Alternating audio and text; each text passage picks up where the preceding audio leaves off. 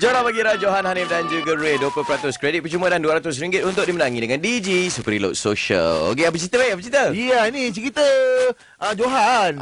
Dia pergi drifting kereta. Dia bawa kereta. Dia bukan bawa lah, dia tumpang orang naik kereta. Tak payah cerita Johan kalau macam tu. Mana pula tumpang orang? Minggu lepas, Sabtu malam minggu lepas, aku pergi drift, kau tahu tak? Itulah dia. Yang paling penting sekali, aku dapat naik dengan drifter nombor 1 dalam Asia. Iaitu? Tengku Jan.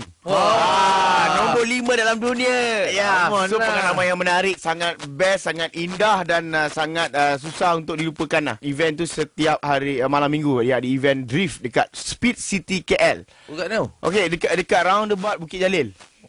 Depan Astro, betul-betul depan Astro.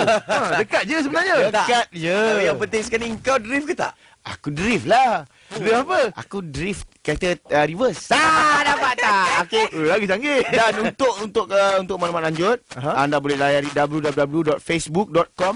Palang, ada palang tau ni. Ada palang? Lah, bukan Bukan. Speed City KL. Jadi setiap hujung minggu nak jemput saya dekat sana, bro. Kau dah boleh masuk bertanding dah ni. Yeah. Dia punya belagak dah macam A dah ni. Bukan, ada satu lagi hobi sukan bermotor yang baru. Alamak, lepas ni tak ada nak ajak Johan naik motor pula kan. Sekarang sorry, motor-motor tak ada. Tak ada ke? Tapi kat sana ada motor show, ada car show. Ada kat show juga. Ada setiap hujung minggu, Sabtu, malam Ahad. Daripada anak-anak muda membuang masa melepak dari apa semua.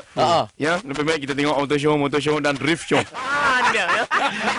Okeylah, itu hujung minggu Johan. Sekejap lagi kita nak cerita keputusan hujung minggu lepas. Teruskan bersama kami Johara Pagi Era.